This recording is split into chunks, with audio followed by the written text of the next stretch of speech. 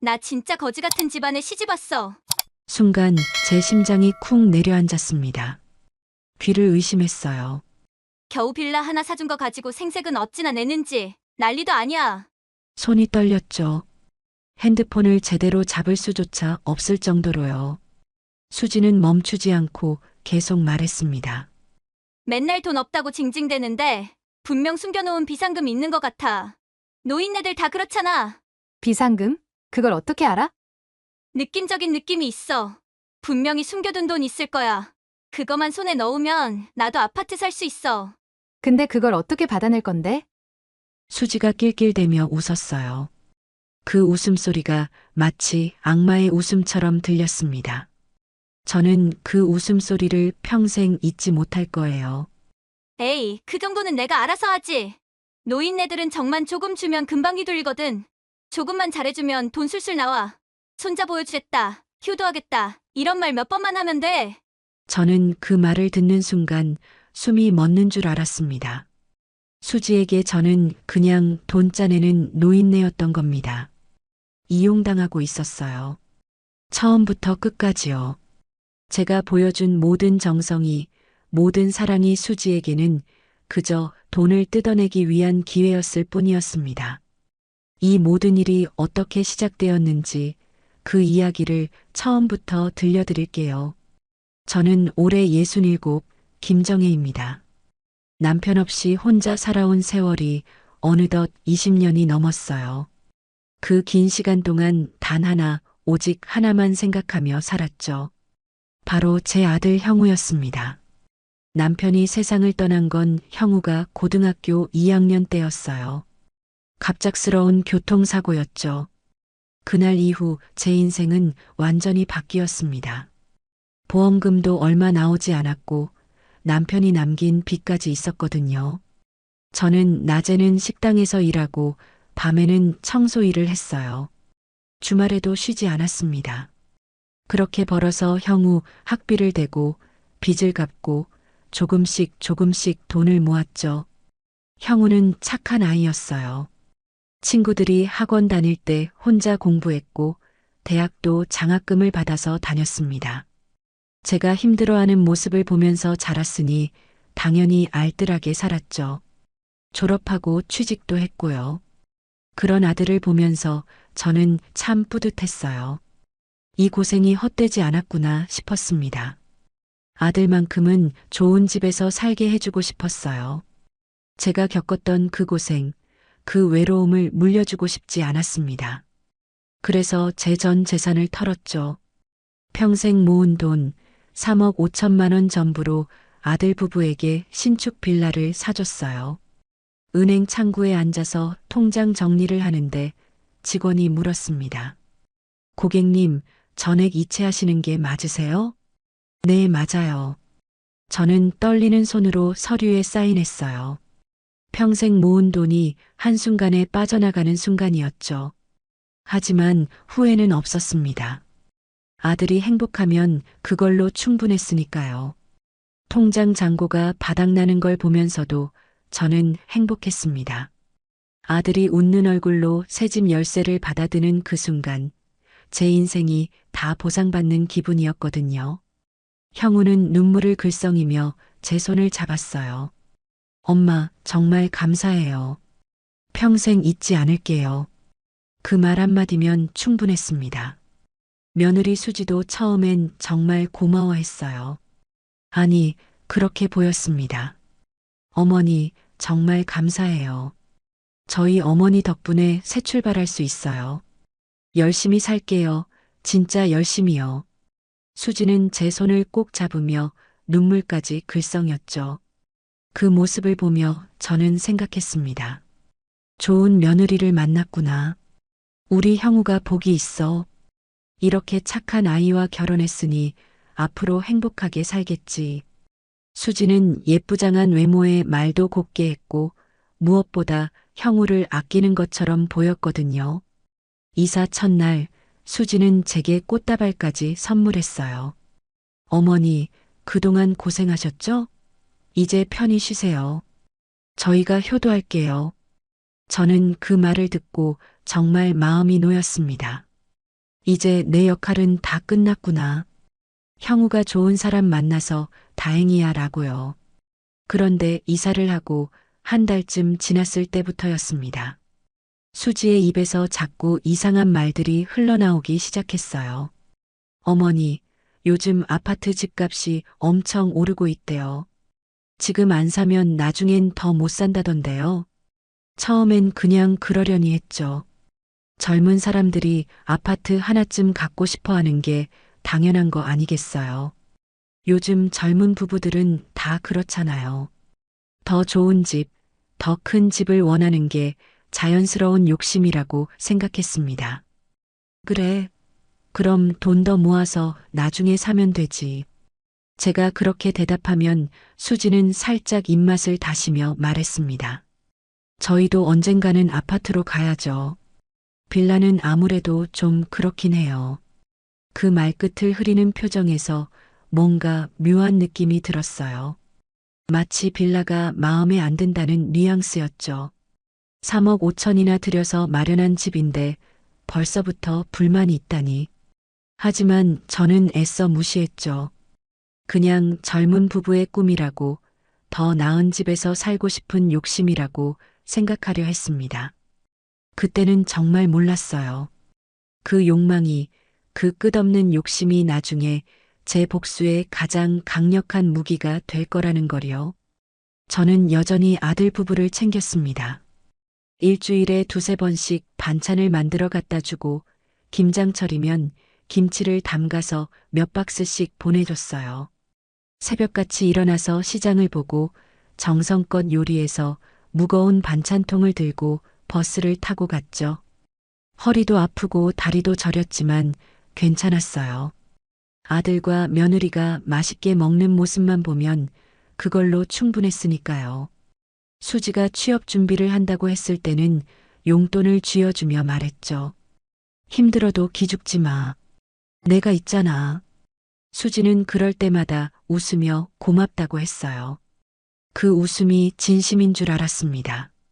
정말로요. 제가 가져간 반찬을 맛있게 먹겠다고 하고 제 건강을 걱정하는 척도 했죠. 어머니, 너무 무리하지 마세요. 저희는 괜찮으니까요. 그런 말을 들으면 저는 더욱 힘이 났어요. 역시 착한 며느리야. 우리 형우가 복받았어. 하지만 그건 제가 너무 순진했던 거예요. 사람의 겉모습만 보고 속마음까지 다 안다고 착각했던 겁니다. 어느 날 저녁 수지가 또다시 그 말을 꺼냈어요. 어머니, 저희 동네 아파트 분양한대요. 지금이 기회인 것 같은데. 그때 저는 처음으로 수지의 눈빛을 제대로 봤습니다. 그 눈에는 기대가 아니라 계산이 담겨 있었어요. 제가 뭐라고 대답할지, 돈을 더 보탤 건지 가늠하는 눈빛이었죠. 마치 상인이 물건값을 흥정할 때 상대방 표정을 살피듯 그렇게 저를 관찰하고 있었습니다. 등골이 서늘했어요. 하지만 저는 모르는 척을 했습니다. 아직은 확실하지 않으니까요. 혹시 제 착각일 수도 있으니까. 며느리를 의심하는 건 좋지 않은 일이잖아요. 수지야, 아파트는 나중에 천천히 알아봐. 여기로 이사 온 지도 얼마 안 됐는데 지금은 빌라에서 편하게 살면 되잖아. 수지의 얼굴이 순간 굳는 게 보였어요. 미간을 살짝 찌푸리더니 곧 다시 웃으며 말했죠. 네, 그러게요. 제가 너무 성급했나 봐요. 하지만 그 웃음은 어딘가 어색했습니다. 억지로 짓는 웃음 같았어요. 그날 밤 저는 잠을 이룰 수 없었습니다. 천장을 바라보며 계속 생각했어요. 설마 그럴 리가 없을 거야. 우리 며느리가 그런 속셈으로 날 대하는 건 아니겠지. 그냥 젊은 사람들의 욕심일 뿐이야. 나도 젊었을 때 더 좋은 집에서 살고 싶었잖아. 하지만 가슴 한편에선 이미 알고 있었습니다. 뭔가 잘못되고 있다는 걸요. 수지의 태도가 조금씩 변하고 있다는 걸요. 처음 이사 왔을 때만 해도 그렇게 감사해 하더니 이제는 벌써 더 큰 걸 원하고 있었으니까요. 그리고 그 예감은 곧 현실이 되었죠. 며느리의 본 모습을 제가 평생 상상도 못했던 추악한 민낯을 보게 되는 날이 다가오고 있었던 겁니다. 그날이 오기 전까지 저는 아무것도 몰랐어요. 뒤에서 무슨 일이 벌어지고 있는지, 며느리가 친구들에게 저를 뭐라고 부르는지 전혀 알지 못했습니다. 며칠 뒤 수지가 전화를 걸어왔어요. 어머니, 이번 주말에 시간 되세요? 저랑 백화점 쇼핑 가실래요? 오랜만에 함께 시간을 보내자는 제안이었죠. 저는 기뻤습니다. 며느리가 저와 시간을 같이 보내고 싶어 한다는 게 반가웠거든요.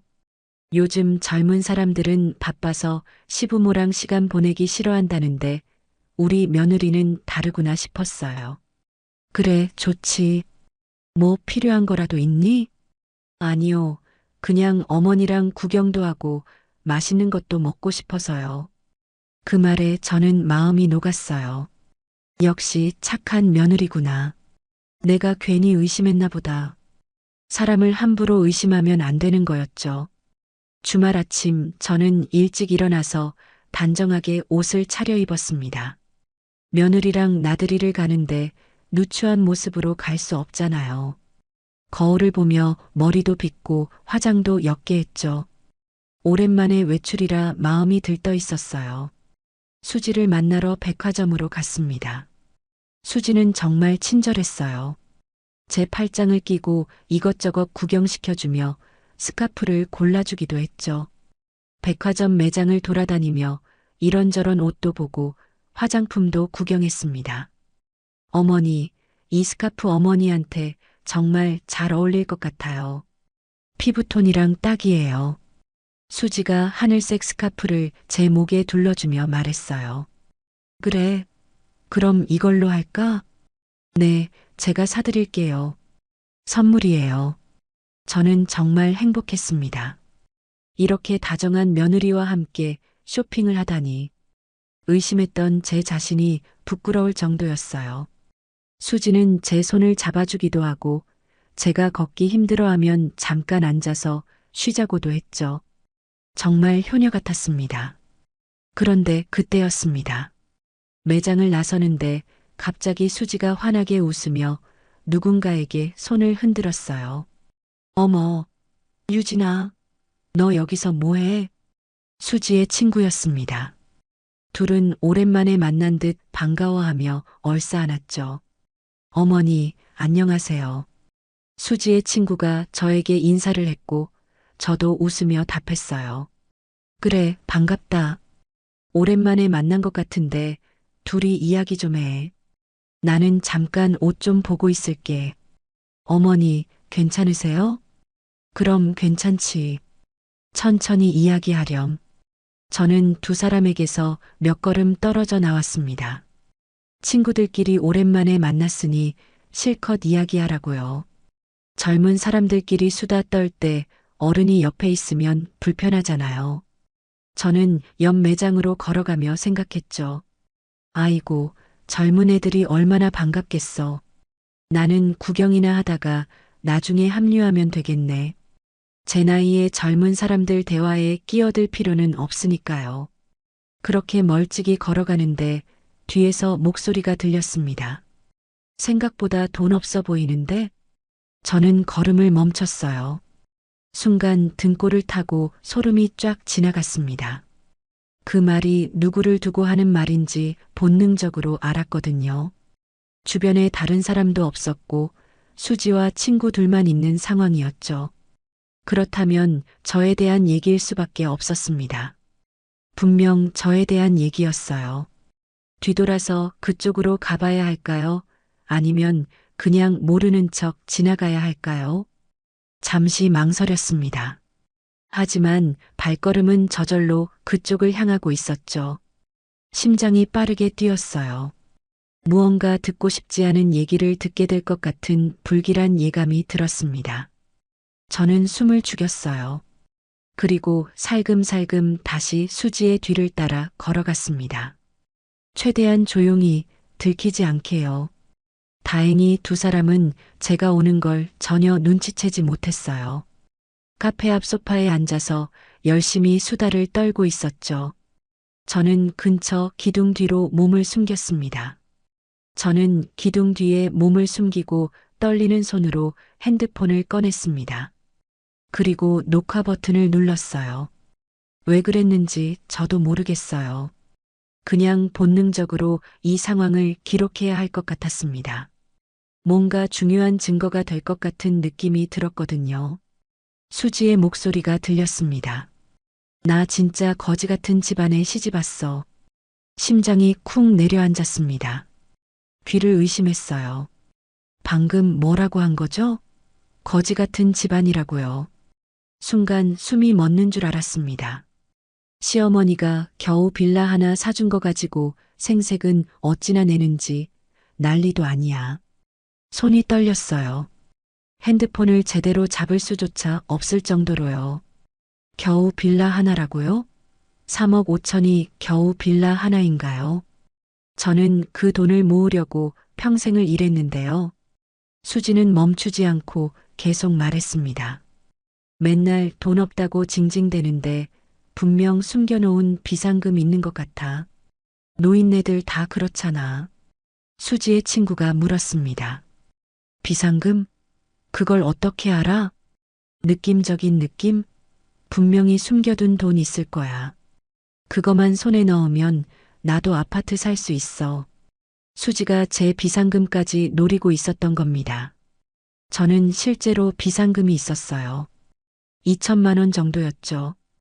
혹시 모를 급한 일에 대비해서 모아둔 돈이었습니다. 병원비나 나중에 장례비로 쓰려고요. 그런데 수지는 그것까지 빼앗으려 했던 겁니다. 근데 그걸 어떻게 받아낼 건데? 수지가 낄낄대며 웃었어요.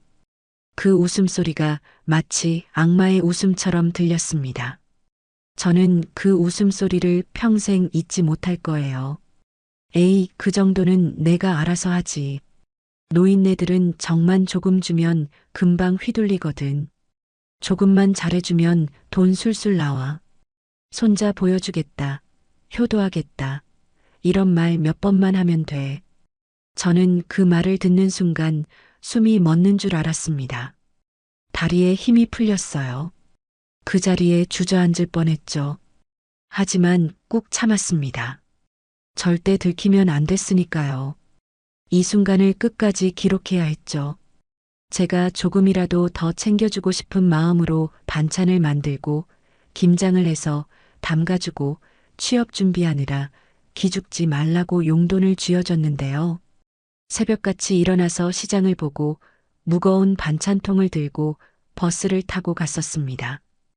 허리 아픈 것도 참고 다리 저린 것도 참고 그렇게 며느리를 챙겼는데 말이죠. 근데 수지에게 저는 그냥 돈 짜내는 노인네였던 겁니다. 이용당하고 있었어요. 처음부터 끝까지요. 제가 보여준 모든 정성이, 모든 사랑이 수지에게는 그저 돈을 뜯어내기 위한 기회였을 뿐이었습니다. 어머니, 어디 계세요?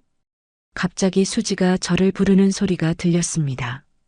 저는 황급히 녹화를 중지하고 핸드폰을 주머니에 넣었어요.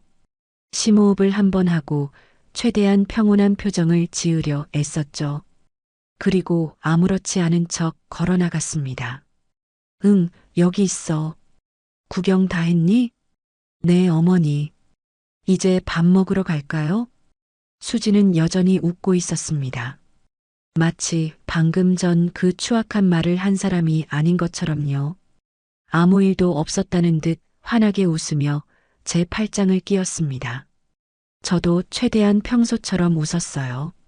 하지만 얼굴 근육이 굳어서 웃음이 제대로 지어지지 않았습니다. 그래도 참았죠. 그래, 얼른 밥 먹으러 가자. 뭐 먹고 싶은 거 있어? 어머니가 좋아하시는 걸로 먹어요. 저희는 함께 식당으로 갔습니다. 밥을 먹는 내내 수지는 친절했어요. 반찬을 제 앞으로 밀어주고 물을 따라주고 웃으며 이야기를 했죠. 제가 좋아하는 메뉴를 기억했다며 주문도 해주고요. 어머니, 이거 좋아하시잖아요. 많이 드세요. 하지만 저는 알고 있었습니다. 그 모든 게 연기라는 걸요. 저를 속이기 위한 가면이라는 것도. 겉으로는 웃으면서 속으로는 저를 호구라고 비웃고 있다는 것도 알고 있었죠. 저는 밥맛이 없었습니다. 음식이 목으로 넘어가지 않았어요. 하지만 억지로 먹었죠. 들키지 않기 위해서요. 집에 돌아와 저는 침대에 쓰러지듯 누웠습니다. 눈물이 났어요. 억울하고 분하고 슬펐죠. 평생을 성실하게 살았는데 아들을 위해 모든 걸 희생했는데 이런 대우를 받아야 하나요? 며느리에게 저는 그저 이용할 대상일 뿐이었나 봅니다. 하지만 울고만 있을 수는 없었어요. 저는 눈물을 닦고 생각했습니다. 어떻게 해야 할까요? 당장 달려가서 따져야 할까? 아니면 형우에게 말해야 할까? 근데 그럼 수지는 부인할 겁니다. 오해라고, 친구랑 농담한 거라고 둘러댈 거예요. 그리고 형우도 아내 편을 들지도 모르죠. 저는 증거를 더 모아야 했어요. 저는 핸드폰을 꺼내 오늘 찍은 영상을 다시 봤습니다. 수지의 목소리가 또렷하게 들렸어요. 거지 같은 집안, 돈 짜내기, 노인네들은 금방 휘둘려. 저는 영상을 다른 곳에도 저장했습니다. 안전하게 절대 지워지지 않도록요. 클라우드에도 백업했고 USB에도 복사했습니다. 이 증거만큼은 절대 잃어버리면 안 됐으니까요. 그리고 다짐했죠. 며느리가 내 돈을 노린다면 저는 그 욕심으로 스스로 무너지게 만들겠다고요. 며느리가 원한다면 주겠지만 그 대가는 혹독하게 치르게 할 겁니다. 복수는 그렇게 시작되었습니다. 조용히 그러나 확실하게요. 저는 아무 말도 하지 않았어요. 그날 저녁에도 그 다음 날에도 며느리에게 평소처럼 대했습니다. 아니, 오히려 더 친절하게 대했죠. 수지가 의심하지 못하도록요. 수지야, 요즘 밥은 잘 먹고 다니니? 네, 어머니. 잘 먹고 있어요. 새로 이사간 집은 불편한 데 없고? 네, 너무 좋아요. 다 어머니 덕분이죠. 너무 감사해요. 수지는 여전히 친절했죠. 웃으며 대답하고 제가 가져간 반찬을 고맙다고 받았어요. 전화도 자주 했고 제 안부를 물었습니다. 겉으로는 효도하는 며느리처럼 행동했어요. 그 모습이 오히려 더 무섭게 느껴졌습니다. 어떻게 저렇게 태어날 수 있을까요? 뒤에서 절거지 같다고 욕하면서 앞에서는 이렇게 웃을 수 있다니요. 그 이중성이 정말 섬뜩했습니다. 하지만 저도 지지 않았어요. 저 역시 아무렇지 않은 척 했으니까요. 오히려 더 많이 웃었고 더 자주 안부를 물었죠. 마음속으로는 이미 계획을 세우고 있었습니다. 며느리의 욕망이 아파트라는 걸 저는 알고 있었어요. 그 욕심을 이용하기로 했죠. 먹잇감을 던져서 수지 스스로 덫에 걸려들게 만들 겁니다. 탐욕스러운 사람은 결국 욕심 때문에 무너지기 마련이니까요. 며칠 뒤 저는 일부러 수지가 있는 자리에서 전화 통화를 하는 척했어요. 실제로 전화를 건 게 아니라 혼자 연기를 한 겁니다. 수지가 저희 집에 놀러 왔을 때였죠. 네, 변호사님. 그게 그렇게까지 많이 나온다고요? 저는 목소리를 조금 크게 냈습니다. 수지가 들을 수 있도록요. 수지는 텔레비전을 보는 척하며 귀를 쫑긋 세우고 있었어요. 상속세요? 아, 그게 그렇게 많이 나와요? 몇 억이나 된다고요? 수지의 눈빛이 번쩍했어요. 그 순간을 놓치지 않았죠. 수지는 고개를 돌려 저를 쳐다봤습니다. 관심이 있다는 표시였죠. 아들한테 미리 재산을 넘겨줘야 세금을 줄일 수 있다고요? 아, 그런 방법이 있군요. 저는 고개를 끄덕이며 통화를 이어갔습니다. 수지는 이제 텔레비전을 완전히 무시하고 아예 몸을 돌려 저만 바라보고 있었어요. 네, 알겠습니다. 그럼 한번 생각해 볼게요. 네, 감사합니다. 전화를 끊자 수지가 바로 다가왔어요. 눈빛이 반짝반짝 빛나고 있었죠. 어머니, 방금 무슨 통화하셨어요? 아, 그냥 세금 관련해서 변호사님이랑 이야기했어. 세금이요? 수지의 목소리에 기대감이 묻어났습니다. 제 계획대로 되고 있었어요. 저는 일부러 한숨을 쉬었어요. 걱정스러운 표정을 지으며요. 응, 상속세가 생각보다 많이 나온대. 나중에 내가 죽고 나면 형우가 엄청 내야 한대. 그럼 어떻게 하시려고요? 수지는 조심스럽게 물었지만 목소리에서 흥분이 느껴졌습니다. 변호사님이 미리 증여하면 세금을 줄일 수 있다고 하시더라고. 근데 나도 잘 모르겠어. 저는 일부러 고민하는 표정을 지었어요. 마치 정말 어떻게 해야 할지 모르는 것처럼요. 그날 저녁이었습니다. 수지가 조심스럽게 말을 꺼냈어요. 마침 형우가 화장실에 간 사이였죠. 어머니, 아까 그 전화 내용이요. 응? 아까 전화 내용? 네, 상속세 말씀하신 거요. 혹시 형우 씨한테 재산을 미리 주실 생각이세요? 저는 일부러 고민하는 표정을 지었습니다. 잠시 생각하는 척하며 한숨도 쉬었죠. 글쎄다, 어떻게 하는 게 좋을지 모르겠어. 너희 힘든 거 보면 내가 조금이라도 보탬이 되어야 하는데. 그때 수지의 눈이 반짝였어요. 마치 로또에 당첨된 사람처럼요. 어머니, 저희는 어머니가 편하게 사시는 게 제일 중요해요. 근데 세금을 너무 많이 내면 아까우니까요.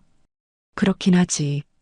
한번 변호사님이랑 제대로 상담 받아보시는 게 어때요? 저도 도와드릴게요. 수지는 적극적으로 나섰습니다. 제가 바라던 반응이었죠. 저는 고개를 끄덕였습니다. 그래, 그럼 다음 주쯤 한번 알아볼게. 수지는 환하게 웃었어요. 마치 이미 그 돈이 자기 손에 들어온 것처럼요. 눈에서 욕심이 뚝뚝 떨어지고 있었습니다. 그 순간 저는 확신했습니다. 며느리의 욕망은 완전히 제 미끼를 문 상태라는 걸요. 이제 저는 천천히 아주 조심스럽게 그 욕심을 부풀려 갈 겁니다. 수지가 스스로 파멸의 길을 걷도록요. 탐욕은 결국 사람을 망하게 만드니까요. 그날 밤 저는 오랜 지인인 정 변호사에게 전화를 걸었어요. 정 변호사는 제가 30년 넘게 알고 지낸 분이었죠. 남편이 살아있을 때부터 알던 분이라 저와도 잘 아는 사이였습니다. 변호사님, 저 김정혜입니다. 아, 정혜 씨. 무슨 일이세요? 부탁드릴 게 있어서요. 제가 좀 특별한 계약서를 만들어야 하는데요. 저는 제 계획을 차근차근 설명했습니다. 정 변호사는 처음엔 놀라는 것 같았지만 이내 제 뜻을 이해했어요. 정혜 씨, 정말 그렇게까지 하시겠어요? 네, 해야 해요. 이건 제가 꼭 해야 할 일입니다. 저는 단호하게 말했습니다. 알겠습니다. 말씀하신 대로 만들어드리죠. 법적으로 문제 없도록요. 감사합니다, 변호사님. 제 계획이 제대로 되려면 계약서가 완벽해야 해요. 저만 믿으세요. 제가 확실하게 해드릴게요. 일주일 안에 준비하겠습니다. 전화를 끊고 저는 창밖을 바라봤습니다. 달이 밝았어요. 고요하고 차가운 달빛이 방 안을 비추고 있었죠. 마치 제 마음처럼 차갑고 냉정한 빛이었습니다. 저는 생각했습니다. 수지야, 너가 그토록 바라는 돈을 내가 줄게. 하지만 그 대가 얼마나 큰지 곧 알게 될 거야. 세상에 공짜는 없다는 걸, 남을 속이고 이용하면 결국 그 대가를 치른다는 걸 뼈저리게 깨닫게 해줄게. 욕심은 결국 사람을 망하게 만든다는 걸 알게 될 겁니다. 복수는 이제 본격적으로 시작되는 거예요. 저는 이미 각오를 했습니다. 며느리를 완전히 무너뜨릴 각오를요. 일주일 후 정 변호사에게서 연락이 왔어요. 정혜 씨, 서류 준비 다 됐습니다. 언제 오시겠어요? 내일 바로 갈게요. 저는 변호사 사무실로 갔습니다. 사무실은 조용했고 정 변호사는 책상 앞에 앉아 저를 기다리고 있었어요. 정 변호사는 두꺼운 서류 봉투를 건네며 설명했어요. 겉으로 보기엔 일반 증여 계약서처럼 보이게 만들었습니다. 하지만 마지막 조항을 보세요. 저는 서류를 펼쳤습니다. 앞부분은 평범한 증여 계약서였어요. 재산을 아들에게 넘긴다는 내용이죠.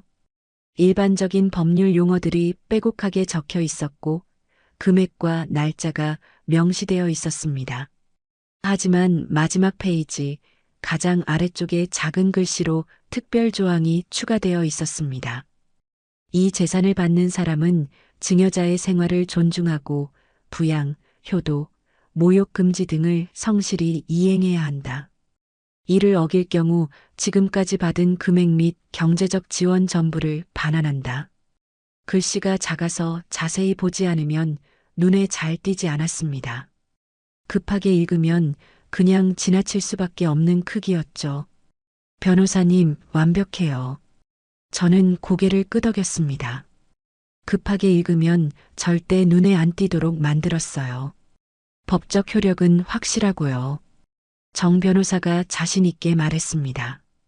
모욕이라는 개념도 폭넓게 적용됩니다. 뒤에서 욕하는 것, 비하하는 것, 거짓말하는 것 모두 포함되죠. 정말 고맙습니다. 천만에요. 근데 정혜 씨, 이거 정말 괜찮으시겠어요? 정 변호사가 걱정스러운 눈으로 저를 봤어요. 네, 괜찮아요. 이건 제가 해야 할 일이에요. 저는 단호하게 답했습니다. 이미 마음을 굳혔으니까요.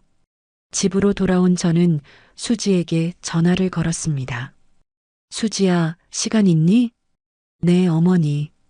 무슨 일이세요? 변호사님이랑 상담하고 왔어. 증여 계약서 만들었는데 한번 보러 올래? 전화 너머로 수지의 숨소리가 빨라지는 게 들렸어요. 흥분한 게 확실했죠. 지금요? 지금 바로 갈게요. 30분도 안 돼서 수지가 도착했습니다. 얼굴이 상기되어 있었어요. 숨도 가쁘게 쉬고 있었죠. 아마 뛰어온 모양이었습니다. 어머니, 정말 저희한테 증여해 주시는 거예요? 그래, 변호사님이 이게 제일 좋은 방법이래. 세금도 아끼고. 저는 서류를 꺼내 테이블 위에 놓았습니다. 수지는 눈을 반짝이며 서류를 집어들었어요. 하지만 제대로 읽지도 않았죠. 첫 페이지만 훑어보고는 말했습니다. 금액 부분만 확인하고 나머지는 거의 무시했어요. 어머니, 이게 증여 계약서죠? 여기에 사인하면 저희한테 어머니 재산 증여해 주신다는 거잖아요. 당연히 사인해야죠. 수지야, 서류 꼼꼼히 읽어보고 사인해. 어떤 내용이 적혀 있을 줄 알고. 저는 웃으며 말했지만 수지는 흥분한 나머지 제 말을 제대로 듣지도 않았어요. 네네, 읽어볼게요. 하지만 수지는 대충 페이지만 넘기며 훑어봤을 뿐입니다. 마지막 페이지에 있는 특별 조항은 완전히 무시했죠. 작은 글씨로 된 부분은 아예 읽지도 않았어요. 어머니, 근데 얼마를 증여해 주시는 거예요? 지금 당장은 3억 5천. 그리고 내가 가진 비상금도 나중에 줄 생각이야. 수지의 눈이 더 커졌습니다. 돈 이야기만 나오면 눈빛이 달라지더군요. 비상금이요? 얼마나 되는데요? 그건 나중에 알려줄게. 일단 이 서류부터 사인해야지. 저는 펜을 건넸어요. 수지는 망설임 없이 사인했습니다. 서류 구석구석을 읽어보지도 않은 채로요. 조항이 무엇인지, 어떤 조건이 붙어 있는지 전혀 확인하지 않았죠. 다 했어요, 어머니. 그래, 수고했어. 저는 서류를 받아들고 천천히 접었습니다. 수지는 자기가 방금 무슨 짓을 한 건지 전혀 몰랐죠. 이건 단순한 증여 계약서가 아니라 조건부 증여였다는 거리요. 그리고 그 조건을 어기면 모든 걸 반환해야 한다는 것도 말이죠. 제가 준 돈뿐만 아니라 지금까지 지원한 모든 금액을요. 어머니, 정말 감사해요. 이제 저희도 꿈꾸던 아파트에서 살 수 있겠어요. 수지는 들뜬 목소리로 말했습니다. 이미 아파트를 산 것처럼 기뻐하고 있었어요. 저는 조용히 웃었어요. 그래, 너가 원하던 아파트 말이지. 수지가 돌아간 후 저는 서류를 들고 다시 변호사 사무실로 갔습니다. 이걸로 법적 효력 발생하는 거죠? 네, 완벽합니다. 이제 증거만 확보하시면 돼요. 그럼 이제 기다리면 되는 거네요. 네, 며느리분이 스스로 덫에 걸릴 때까지요. 저는 사무실을 나서며 하늘을 올려다봤습니다. 하늘이 맑았어요. 구름 한 점 없이 청명한 하늘이었죠. 수지야, 이제 너 차례야. 너가 얼마나 더 추악한 모습을 보여줄지 지켜볼게. 욕심이 얼마나 사람을 망치는지 똑똑히 보여줄 거야. 복수는 차근차근 진행되고 있었습니다. 모든 게 제 계획대로 흘러가고 있었어요. 며칠이 지났어요. 저는 아들이 좋아하는 불고기를 만들었습니다. 양념을 정성껏 재우고 야채도 듬뿍 넣어서요. 형우가 어렸을 때부터 좋아하던 음식이었죠. 파프리카랑 양파를 듬뿍 넣고 간장 양념에 배즙도 넣어서 고기를 부드럽게 만들었습니다. 저는 불고기를 반찬통에 담아 수진의 집으로 갔습니다. 초인종을 누르자 수지가 문을 열었어요. 어머니, 갑자기 말도 없이 어떻게 오셨어요? 내가 불고기 해왔어. 형우 좋아하잖아. 어머, 감사해요. 얼른 들어오세요. 수지는 평소보다 더 싹싹하게 굴었습니다. 과할 정도로요. 아마 증여 계약서 때문에 기분이 좋은 모양이었죠. 저는 마음 깊은 곳에서 묘한 위화감을 느꼈어요. 뭔가 부자연스러웠죠. 너무 친절한 게 오히려 이상했습니다. 형우는 아직 안 들어왔니? 네, 조금 있으면 올 거예요.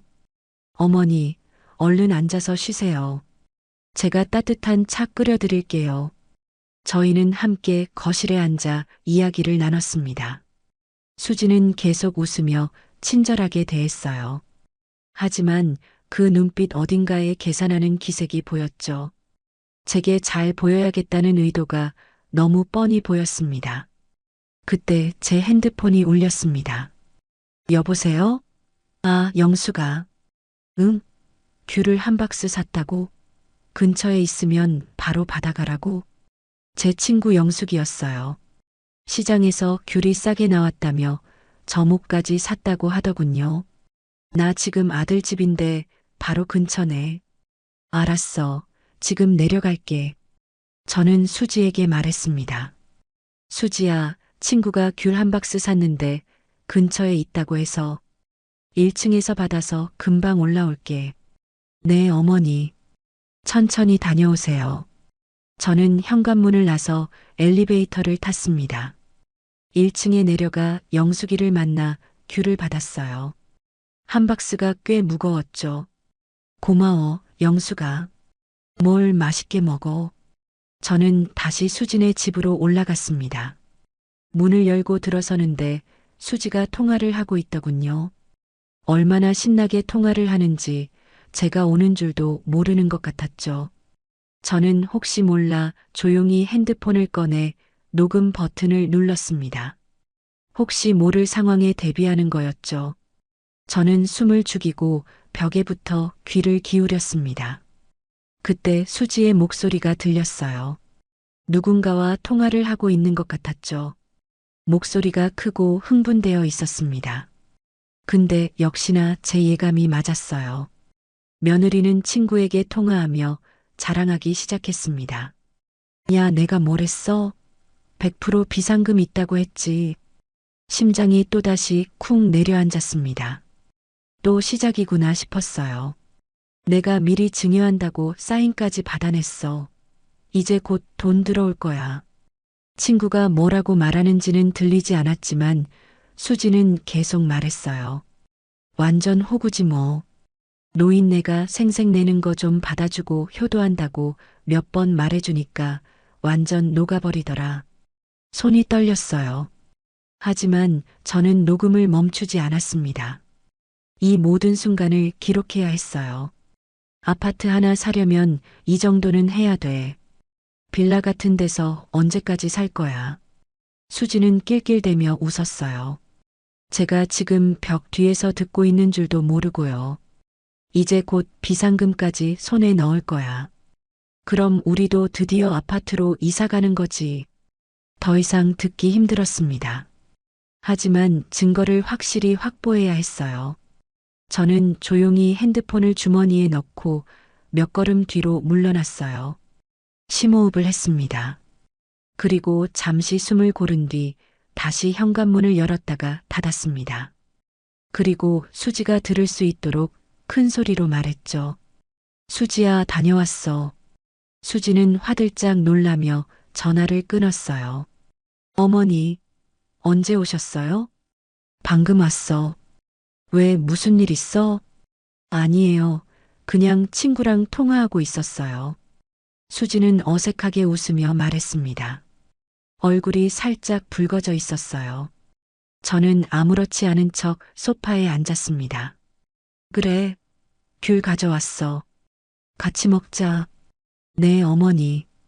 그날 저녁 저는 아들 부부와 함께 저녁을 먹었습니다. 같이 텔레비전도 보고 이야기도 나눴어요. 불고기를 맛있게 먹는 형우를 보며 흐뭇해하는 척도 했죠.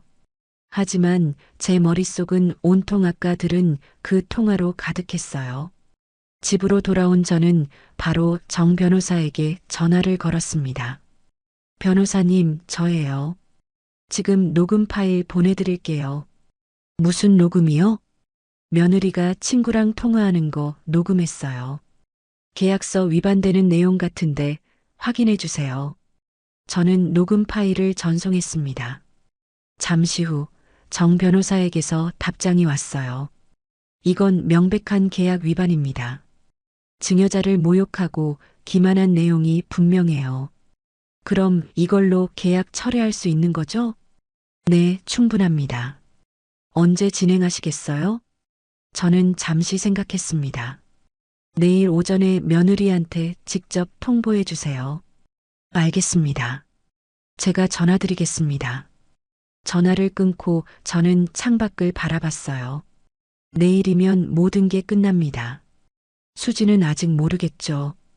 자기가 판 무덤에 스스로 빠지게 될 거라는 걸요. 저는 침대에 누워 눈을 감았습니다. 내일 그 반응을 바로 코앞에서 봐야겠어요. 며느리가 어떤 표정을 짓는지, 얼마나 당황하는지 직접 보고 싶었습니다. 다음 날 아침이었습니다. 저는 일찍 일어나서 준비를 했어요. 며느리 집으로 다시 가기 위해서죠. 옷도 단정하게 입고 화장도 했습니다. 오늘은 특별한 날이니까요. 오전 9시 저는 수진의 집 초인종을 눌렀습니다. 어머니, 아침부터 웬일이세요? 수진은 놀란 표정으로 문을 열었습니다. 아직 잠옷 차림이었죠. 아이고, 혼자 집에 있으려니 심심해서 커피 한 잔 마시러 왔지. 아, 네, 들어오세요. 저는 거실 소파에 앉았습니다. 수지는 급히 옷을 갈아입고 커피를 끓이러 부엌으로 갔어요. 저는 시계를 봤습니다. 9시 10분이요. 정 변호사가 전화한다고 했던 시간이 9시 30분이었죠. 정확히 맞춰서 왔습니다. 어머니, 커피 드세요. 수지가 커피를 가져와 제 앞에 놓았습니다. 고맙다, 수지야. 저는 커피를 마시며 태연하게 말했어요. 요즘 형우는 일 잘 되니? 네, 잘 되고 있어요. 어머니 덕분에 마음 편하게 일할 수 있대요. 수지는 웃으며 대답했습니다. 그 순간이었어요. 수지의 핸드폰이 울렸습니다. 화면에 뜬 이름은 정 변호사였죠. 수지는 이상하다는 표정으로 전화를 받았어요. 여보세요? 저는 조용히 커피를 마시며 수지를 바라봤습니다. 태연한 척하면서도 수지의 반응을 하나하나 관찰했죠. 네, 계약이요? 무슨? 수지의 얼굴이 점점 하얗게 변했어요. 혈색이 사라지는 게 눈에 보였습니다. 철회요? 뭐라고요? 위반이라니 그게 무슨 말씀이세요? 수지의 목소리가 떨리기 시작했습니다. 손도 덜덜 떨리고 있었어요. 전부 반환하라고요? 3억 5천에 그동안 받은 지원금까지요? 수지는 손에 들고 있던 핸드폰을 떨어뜨릴 뻔했어요. 가까스로 붙잡았지만 얼굴은 완전히 창백해져 있었죠. 아니, 잠깐만요. 제가 뭘 잘못했다는 거예요? 전화 너머로 정 변호사의 차분한 목소리가 들렸습니다. 물론 저는 들을 수 없었지만 수지의 반응만 봐도 알 수 있었죠. 녹음이요? 무슨 녹음 말씀하시는 거예요? 수지의 눈이 점점 커졌습니다. 공포가 서려 있었어요. 제가 계약서 조항을 위반했다고요? 아니, 저는 그런 거 몰랐어요. 수지는 이제 거의 울먹이는 목소리로 말했어요. 제발 다시 한 번만 생각해 주세요. 저 정말 몰랐다니까요. 하지만 정 변호사는 단호했나 봅니다. 네, 알겠습니다. 수지는 힘없이 전화를 끊었어요. 그리고 멍하니 서 있는 수지의 눈이 저를 향했습니다. 저는 여전히 소파에 앉아 커피를 마시고 있었죠. 아무렇지 않은 표정으로요. 어머니. 수지의 입술이 떨렸어요. 왜 그래, 무슨 일 있어? 저는 태연하게 물었습니다. 어머니, 방금 변호사님한테 전화 왔는데 증여 철회한다고. 아, 그래. 저는 커피잔을 내려놓았어요. 어머니, 이게 무슨 일이에요? 제가 뭘 잘못했다는 거예요? 수지는 거의 울먹이며 물었습니다. 저는 천천히 일어났어요. 수지야, 넌 정말 너가 뭘 했는지 모르는 거지? 네. 제가 뭐요?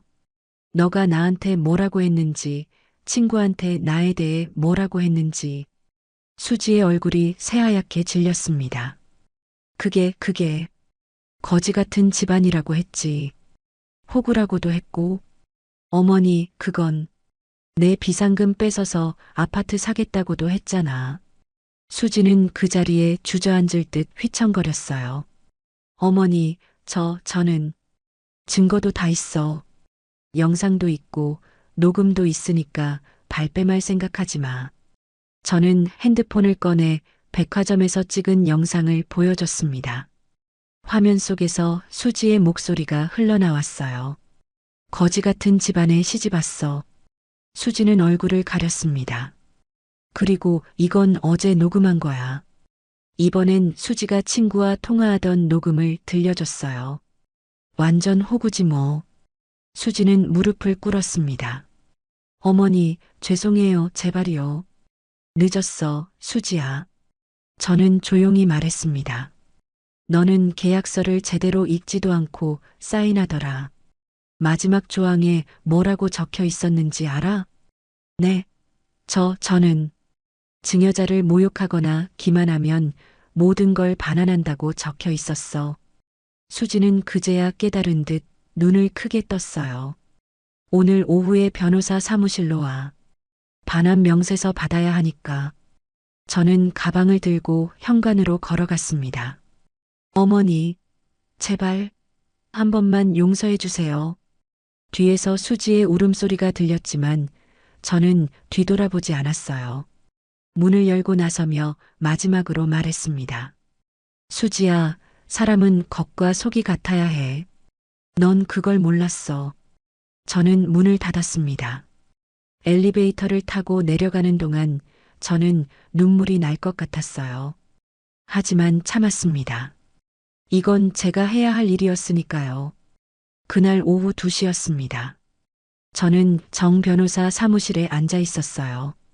사무실은 조용했고 창밖으로는 차들이 지나다니는 소리만 들렸죠. 정혜 씨, 곧 오실 겁니다. 네, 알겠습니다. 잠시 후 수지가 들어왔습니다. 얼굴이 퉁퉁 붓고 눈이 빨개져 있었어요. 아침부터 계속 운모양이었죠. 앉으세요. 정 변호사가 말했습니다. 수지는 의자에 앉으며 저를 쳐다봤어요. 하지만 저는 눈을 마주치지 않았죠. 박수지 씨, 이게 증여 철회 통보서입니다. 정 변호사는 서류를 건넸어요. 수지는 떨리는 손으로 서류를 받아들었습니다. 그리고 이건 반환 금액 명세서예요. 또 다른 서류가 수지 앞에 놓였죠. 빌라 구매 비용 3억 5천만 원, 생활비 지원 1천만 원, 각종 선물 및 용돈 4천만 원, 총 3억 9천만 원을 반환하셔야 합니다. 3억 9천이요? 수지는 숨이 막히는 듯 말을 잇지 못했어요. 이건 법적으로 유효한 계약입니다. 박수지 씨께서 계약 조항을 위반하셨기 때문에 전액 반환 의무가 발생했어요. 변호사님, 저는 그런 조항이 있는 줄 몰랐어요. 계약서에 사인하실 때 잘 읽어보셨어야죠. 정 변호사는 단호하게 말했습니다.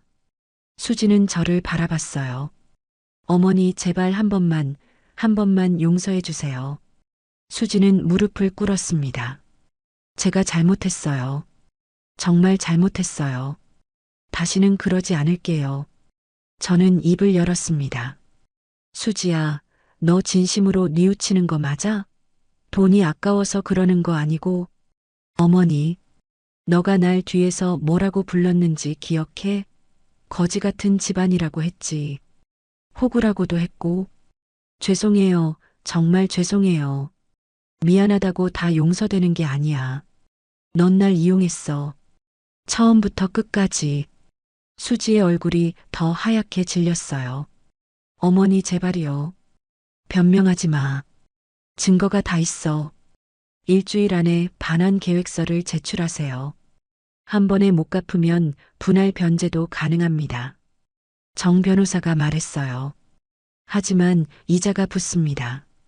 법정 이자로요. 수지는 그 자리에서 울음을 터뜨렸습니다. 어떻게. 저는 일어섰어요. 수지야, 사람은 행동으로 드러나는 법이야. 넌 겉으로만 착한 척했지. 속은 썩어 있었어.